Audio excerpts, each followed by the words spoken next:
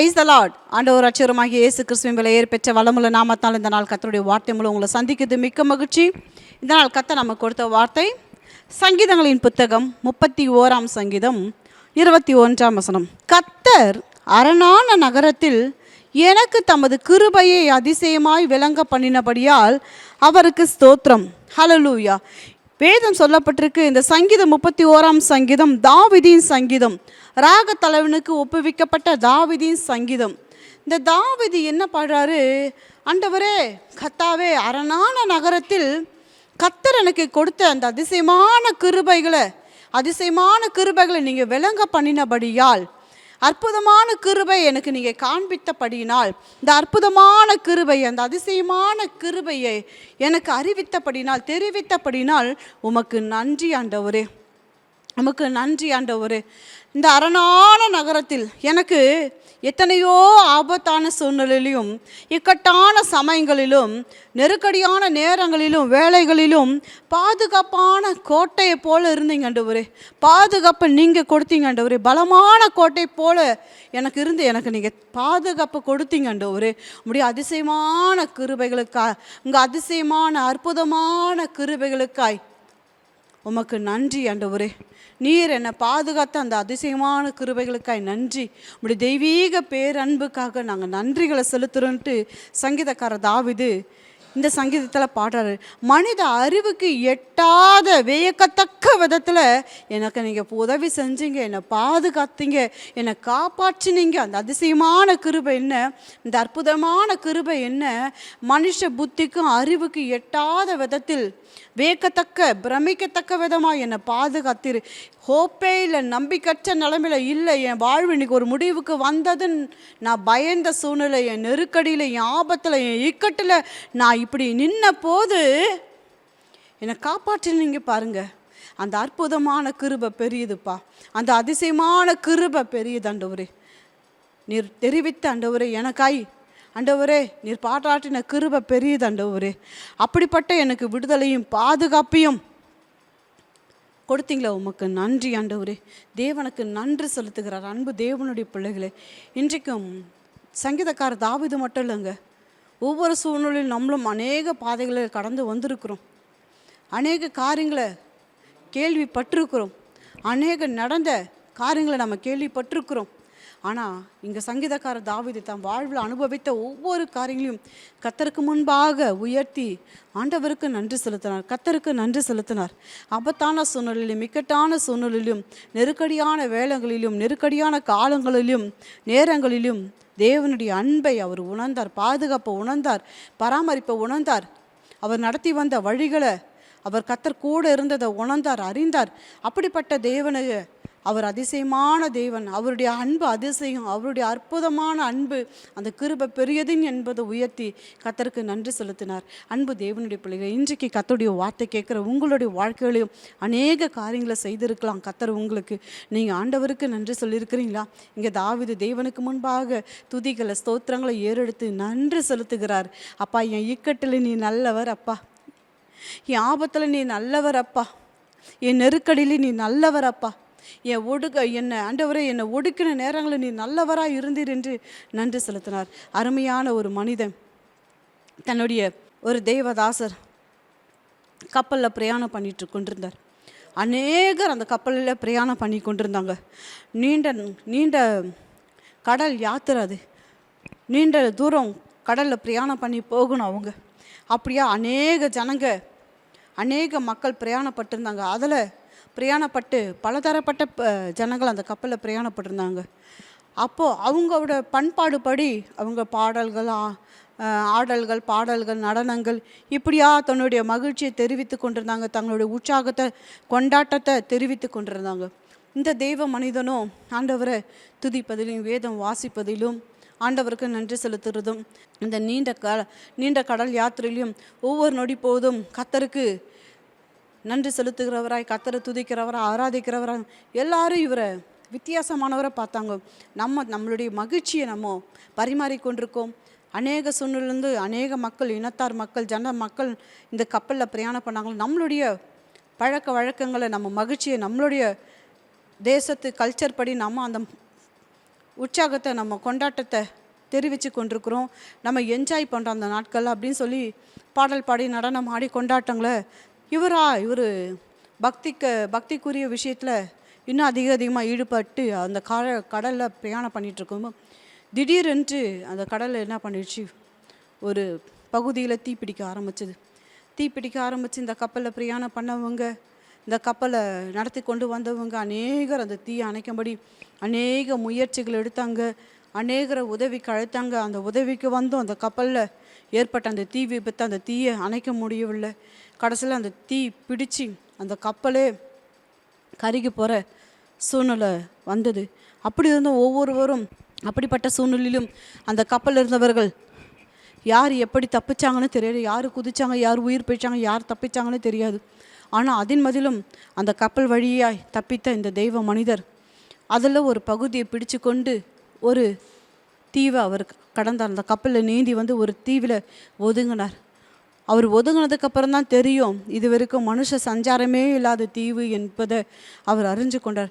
பல மணி நேரம் போராட்டத்துக்கு அப்புறம் ஒதுங்கினா அவர் உடல் களைத்து போனவராக அந்த தீவில் ஒதுங்கியிருந்து அதுக்கப்புறம் தன்னுடைய மனசையும் உடலையும் தேற்றி கொண்டு தனக்குள் ஒரு பலனை வர வைத்து கொண்டு, ஆண்டவரே என்னை காப்பாற்றினீர், உமக்கு நன்றி.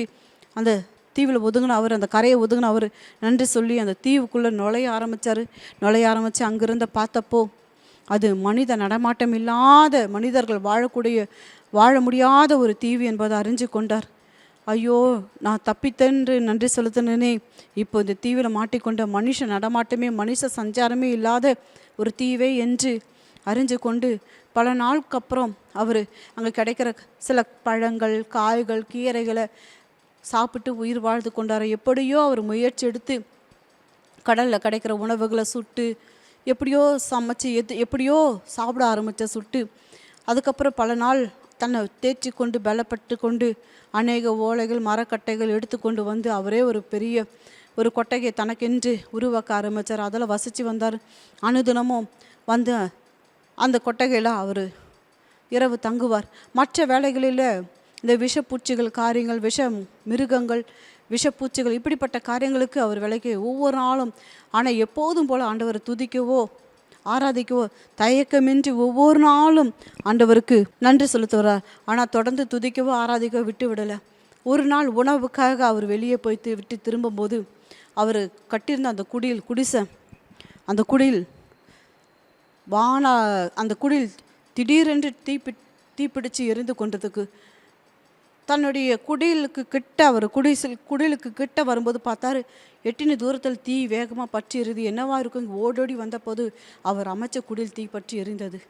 அவர் எண்ணிலா வேதனையை, கண்ணீரை, துக்கத்தை யாருக்கிட்டையும் சொல்ல முடியாத கதற ஆரம்பித்தார். மன பாரத்தோட மன இருதயமே வெடித்தது போல இருக்கு. கப்பலோட தீ விபத்துக்கு தப்பி வந்தோம், இந்த தீவில் இருந்தோம். இப்போ நமக்குன்னு ஒரு நம்பிக்கையாக இருந்த இந்த குடியில தீ பற்றி எரிஞ்சு போனதே என்று அவர் ரொம்ப வேதனைப்பட ஆரம்பித்தார். விவரிக்க முடியாத ஒரு வேதனையும் துக்கத்தையும் அழுகையும் கண்ணீர் அடக்க முடியாத புலம்ப ஆரம்பித்தார். கண்ணு கெட்ட தூரத்தில் ஒரு மரத்துக்கு அடியில் போய் அமர்ந்து, ஆண்டவரே, ஏன் ஆண்டவரே எனக்கு இப்படி செஞ்சீங்க? ஆண்டவரே, நான் என்ன தவறு செஞ்சேன் ஆண்டவரே? அப்படியே அநேக காரியங்களை சொல்லி ஆண்டவருக்கு முன்பாக புலம்ப ஆரம்பித்தார், முறுமுறுக்க ஆரம்பித்தார். அப்படியே மனசுக்குள்ள அநேக கேள்விகளோடு அழுது கொண்டிருக்கும் போது அவர் எதிர்பாராத வண்ணமாய் அப்படியே அந்த குடிசை பார்த்த வண்ணமாய் எழுது கொண்டிருக்கும் போது அந்த கடல்லேருந்து திடீரென்று ஒரு காரியம் தோன்ற ஆரம்பித்தது. தன் கண்களை துடைத்து கொண்டு மனசை தேற்றி கொண்டு அந்த கடல் இருக்கிற பக்கம் தன்னுடைய முகத்தை திருப்பி பார்த்தா அந்த கடலுக்குள்ளேருந்து அந்த திசையை நோக்கி, அவர் இருக்கிற திசையை நோக்கி ஒரு வேகமான கப்பல் வந்து கொண்டிருப்பதை ஆச்சரியப்பட்டு இருந்த இடத்த விட்டு தன்னை தேற்றி கொண்டு வேகமாய் கரையை போய் சேர்ந்தார். அப்போது எதிர்கொண்டு வந்தவர்கள், எப்படி நான் இருக்கிறது நீங்கள் கண்டுபிடிச்சிங்க? எப்படி வந்தீங்க நீங்கள்? நான் இருக்கிறது உங்களுக்கு யார் சொன்னாங்க? என்ன அப்படின்ட்டு வியப்படும் ஆச்சரியமாக கேட்டாங்க. அப்போது அவர் சொன்னாங்க, நாங்கள் கடலுக்கு வெகு தூரத்தில் இருக்கிறவங்க, இது மனுஷ சஞ்சாரம் இல்லாத ஒரு தீவின் என்பது எங்களுக்கு தெரியும். நீங்கள் மட்டும்தான் இருக்கிறீங்களா? இங்கே வேறு யாராவது இருக்கிறாங்களா? நீ இல்லை, நான் மட்டும்தான் இருக்கேன். எவ்வளோ நாள் அங்கே இருக்கிறீங்கன்னா? அப்போ இவ்வளோ நாள் நான் இங்கே இருந்தேன் அப்படி என்பதை சொன்னார். மனுஷ சஞ்சாரமில் இந்த தீவில் எப்படி வந்தீங்க அப்படின்னு அப்போது நடந்த காரியத்தை சொன்னார். கடல் கப்பல் தீப்பிடிச்சு நான் இங்கே வந்து இவ்வளோ நாட்கள் இங்கே தங்கியிருக்கிறேன் அப்படின்னு சொன்னப்போ அவரை காப்பாற்றி கூட்டி அவரை காப்பாற்றி இங்கே இருக்கிறது எப்படி உங்களுக்கு தெரிஞ்சதுன்னு அப்போது சொன்னாங்களாம், இங்கே மனுஷ நடமாட்டமே இல்லாத இந்த தீவுலேருந்து ஒரு எரிகிற புகை ஸ்தம்பம் நெருப்பு தழலை நாங்கள் கண்டு வெகு தொலைவில் இருக்கிற நாங்கள் அதை கண்டு எங்கள் கப்பலை கொண்டு வந்தோம். அந்த தீவில் யாரோ இருக்கிறார் என்பதை நாங்கள் அறிந்து கொண்டோம். அப்போ அவர் அந்த தெய்வ மனிதன் ஆண்டவருடைய அன்பை நினச்சி ஆபத்தில் இருந்து என்ன கூட கத்தர் எனக்கு இந்த தீமையை கூட கத்தர் எனக்கு நன்மையாக மாற்றி கொண்டார். கத்தர் இது செய்தாலும் எனக்கு நன்மையாக செய்திருக்கிறார் என்பது ஆண்டவருடைய அன்பை பாதுகாப்பை நினச்சி ஆண்டவருக்கு நன்றி சொன்னார். வேதம் சொல்லப்பட்டிருக்கு, ஆண்டவரை துதிச்சு ஆண்டவருக்கு நன்றி சொன்னார். வேதம் சொல்லப்பட்டிருக்கு, சில சமயம் நம்ம வாழ்க்கையில் அநேக துன்பங்கள் கூட இருக்கலாம், தீங்கு கூட இருக்கலாம். ஆண்டவர் என் வாழ்க்கையில் ஏன் இந்த தீங்கு செஞ்சாருன்ட்டு சில தீங்கு செய்வது போல தோணும். ஆனால் எல்லாமே தெய்வம் நமக்கு நன்மையாய் முடிவு பண்ணிவார். அன்பு தேவனுடைய பிள்ளைகளே, ஏசாயா தீர்க்கதரிசன புத்தகத்தில் அழகான ஒரு வசனம் இருக்குது. கர்த்தாவே நீரே என் தேவன், உம்மை உயர்த்தி உமது நாமத்தை துதிப்பே, நீர் அதிசயமானவர்களை எனக்கு செய்தீர். நீரே என் தேவன், உங்களை உயர்த்தி உங்கள் நாமத்தை துதிப்பேன், நீர் அதிசயமானவர்களை செய்தீர். நம்ம ஆண்டவர் அவரே நமக்கு தேவன். அவரை உயர்த்தி அவருடைய நாமத்தை நம்ம துதிக்கிற ஜனங்களுக்கு அவர் எப்படிப்பட்டவரோ, அவர் அதிசயங்களை செய்கிற தேவன் என்பதை நம்ம அறிந்து கொள்ளணும். அன்பு தேவனுடைய பிள்ளைகளை, இன்றைக்கு ஒருவேளை சூழ்நிலைகள் இன்றைக்கி சாதகமாக இருக்கலாம், ஆனால் இன்றைக்கி பாதகமாக சூழ்நிலையாக இருந்தாலும் கூட அதுலேருந்து நம்ம ஆண்டவர் நம்மளை தப்புவித்து நம்மளை நிலைப்படுத்த அவர் வல்லவராக இருக்கிறது என்பது நம்ம மறந்துடாது. நம்ம ஆபத்தில், நம்ம இக்கட்டான வேலையில், இக்கட்டான சமயங்களில், நெருக்கடியான நேரங்களில், நெருக்கடியான வேலைகளை, ஆபத்தான வேலைகளை தேவன் நமக்கு பாதுகாப்பை கொடுப்பார். அவருடைய பாதுகாப்பு, அவருடைய அன்பு பெரிது என்பது நம்ம ஒரு நாளும் மறந்துடாதபடிக்கு அந்த தெய்வ மனிதனை தேவன் காப்பாற்றி அவருடைய வாழ்க்கையில் தமது அதிசயமான கிருபை விளங்க பண்ணினது போல நம்ம வாழ்க்கையிலும் அநேக அதிசயமான கிருபைகளை தேவன் கொடுத்திருக்கிறார், நடத்தி வந்திருக்கிறார். அவருடைய அதிசயமான கிருபையை நினைத்து ஒவ்வொரு நாளும் நம்ம நன்றி சொல்லணும். இஸ்ரவேல் ஜனங்க எகிப்திலிருந்து கொண்டு வரும்போது ஆண்டவரை நோக்கி அவர்கள் முறையிட்டார்கள், அழுதார்கள்.